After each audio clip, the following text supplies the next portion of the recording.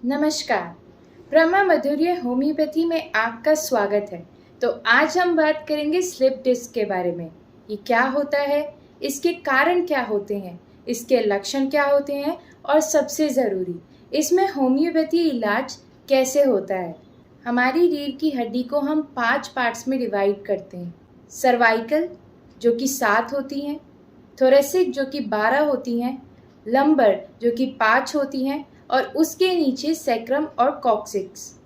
इन vertebras के बीच की space को डिस्क कहते हैं, जो कि हमें स्ट्रक्चरली सपोर्ट देता है, हमारी बैक को सपोर्ट देता है।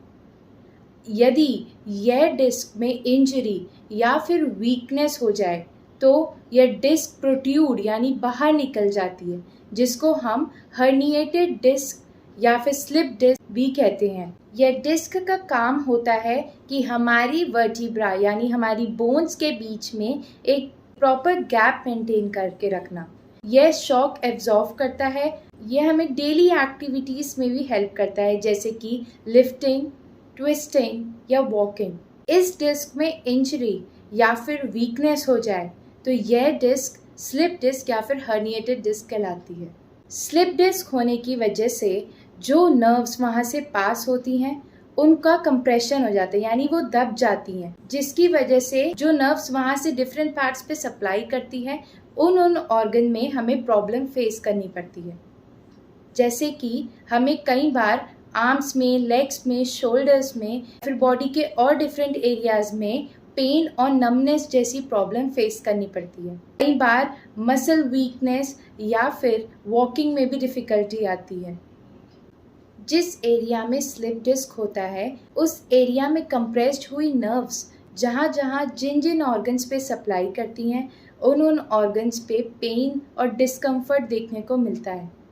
यदि सर्वाइकल रीजन की स्लिप डिस्क होती है तो नेक और शोल्डर जैसे रीजन में पेन और डिस्कम्फर्ट देखने को मिलता है। वैसे ज़्यादातर लंबर रीजन की स्लिप डिस्क देखी जाती है। यदि लंबर रीजन में स्लिप डिस्क होती है तो वहाँ पर शियाटिका नर्व का कंप्रेशन होता है, जिसकी वजह से शियाटिका का दर्द हो सकता है। लोअर बैक से लेके हिप पेन, और वो पेन वन साइडेडली एक्सटेंड होकर जांघों से होता हुआ पीछे पिंडियों तक जाता है। कई बार वॉकिंग में भी डिफ़िकल्टी होती है। नमनेस, टिंगलिंग या बर्निंग जैसी सेंसेशन भी देखने को मिल सकती है। मस्कुलर वीकनेस भी देखने को मिल सकती है। यह दर्द आर्म्स और लेग में एक्सटेंड कर सकता है। यह दर्द ज़्यादातर रात को होता है। स्लिप डिस्क तब अकर होता है जब डिस्क में आउटर लेयर जो होती है वो वीक हो जाए या फिर वो फट जाए। उसकी वजह से जो इनर लेयर होती है डिस्क की वो प्रोट्रूड आउट यानी बाहर निकल जाती है, बल्ज आउट हो जाती है, जिसकी वजह से स्लिप डिस्क जैसी परेशानियां होती हैं। कई बार लाइफस्टाइल प्रॉपर ना होने की वजह से, ओवरवेट होने की वजह से, एज ज़्यादा होने की वजह से, प्रेगनेंसी होने की वजह से या फिर वेट लिफ्टिंग करने की वजह से यह दिक्कतें देखने को मिलती हैं। इंजरी होने की वजह से ये प्रॉब्लम देखने को मिलती हैं। इसके लक्षण एक आदमी से दूसरे आदमी में अलग अलग होते हैं।